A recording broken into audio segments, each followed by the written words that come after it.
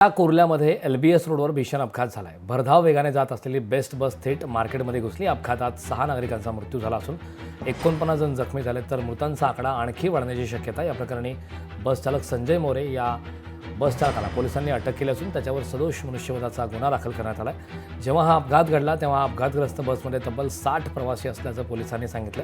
अपघातात जखमी असलेल्या रुग्णांना seven hill hospital, Rajawadi hospital तसेच या परिसरातील इतर खासगी रुग्णालयात उपचारासाठी दाखल करण्यात आलं असल्याची माहिती आमदार दिलीप लांडे यांनी दिली। या घटनास्थळावरून याचा आढावा घेतलाय, तरी दृश्य आपण पाहतोय।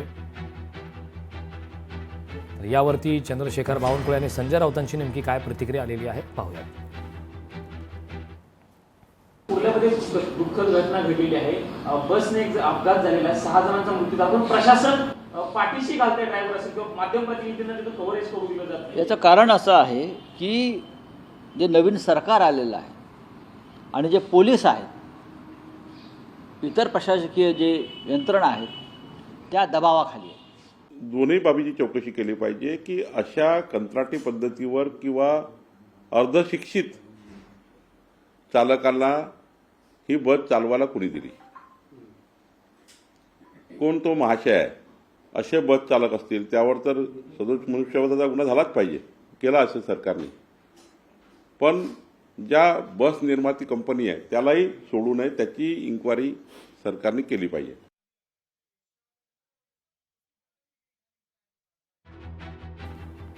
LBS रोडवर हा संपूर्ण घटना घडली। अपघातात 6 नागरिकांचा मृत्यू झाला आहे, 3 ते कार यामध्ये चक्काचूर झाले, तर रिक्षाचाही चुराडा झालेला आहे।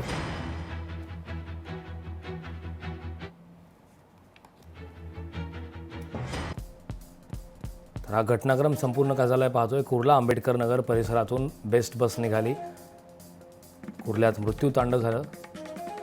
332 क्रमांकाची बस कुर्ल्याहून अंधेरीकडे निघाली। भरधाव वेगात असलेली बस गजबजलेल्या रस्त्यावर घुसली।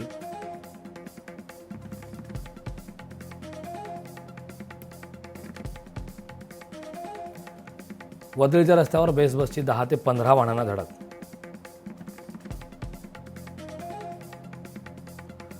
जो कोणी बस समोर आले त्यांना थेट धडक दिल्याचाही धक्कादायक प्रकार घडलाय। कुर्ल्यात मृत्यू तांडव झालेला आहे, त्यामुळे धक्कादायक अशी घटना काल रात्री मुंबईत थरकाप उडवणारी घडलेली आहे। आरोपी बस चालक संजय मोरेला यावेळी अटक देखील करण्यात आली आहे।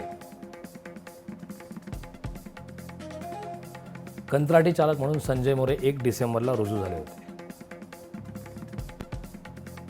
नुकतीच त्यांची नियुक्ती झाली, मात्र त्यानंतर हा संपूर्ण धक्कादायक असा प्रकार घडलेला आहे। चालकाला बस चालवण्याचा कोणताही अनुभव नव्हता अशी धक्कादायक माहिती या दरम्यान मिळत आहे।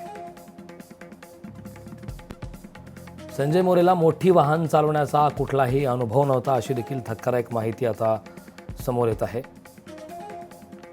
पोलीस तपासात धक्कादायक माहिती समोर आली आहे।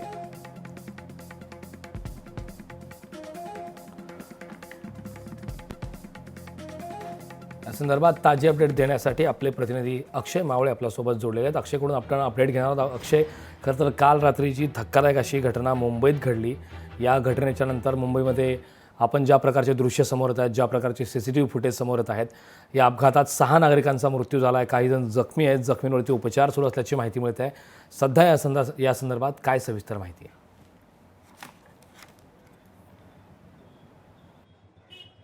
नक्कीच, कारण आपण जर बघितलं तर काल रात्री भीषण असा हा अपघात घडला आहे। एका भरधाव बेसच्या बसने 10 ते 15 जणांना चिरडल्याचा तो धक्कादायक प्रकार आहे हा पुढे आला आणि यामध्ये 5 ते 6 जणांचा मृत्यू झाला आहे, तर 50च्या जवळ जी नागरिक होते हे जखमी आहे। आणि या संपूर्ण नागरिकांवर जे होते भाभा रुग्णालयामध्ये सध्या उपचार सुरू आहे। आपण जर बघितलं तर चौकशीमध्ये पोलिसांनी जी चौकशी केली यामध्ये देखील धक्कादायक माहिती पुढे आलेली आहे। जो बसचा चालक होता त्याला जी जड वाहन आहे, हा वाहन चालवण्याचा परवाना नव्हता किंवा त्याला ती सवय नव्हती। तो हलकी वाहनं जो असतात ते हा वाहन चालवत होता। मात्र असं असताना देखील बेस्ट प्रशासनाने त्याला कंत्राटी पद्धतीवर बेस्टच्या बस चालक म्हणून रुजू केला आहे आणि बेस्ट प्रशासनाकडून पुन्हा जे संपूर्ण बसचे प्रवासी आहे यांचा हलगर्जीपणा केल्याचा जो प्रकार आहे हा प्रकार पुढे आलेला आहे. मात्र बेस्ट प्रशासनाकडून या संदर्भात कुठलीही प्रतिक्रिया पुढे आलेली नाही आहे किंवा संपूर्ण प्रकारावर कुठलीही स्पष्टीकरण अद्यापही बेस्ट प्रशासनाकडून देण्यात आलेले नाही आहे. मात्र डॉक्टरांकडून मिळालेल्या माहितीनुसार जी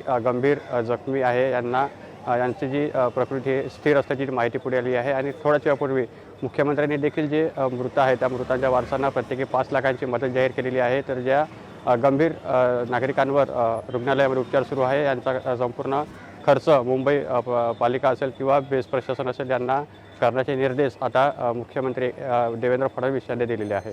करण. लोकशाही मराठी ऐका, पहा, जागरूक रहा.